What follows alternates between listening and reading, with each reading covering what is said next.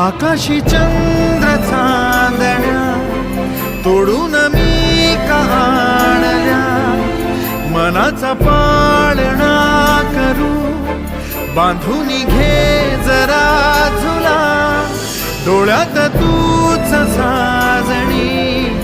सुखाचा स्पर्श तू नामा, तुझ्या विना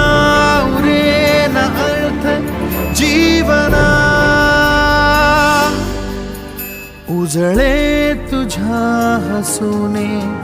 कणकण, अन चंद्र हे हातीचे काकण.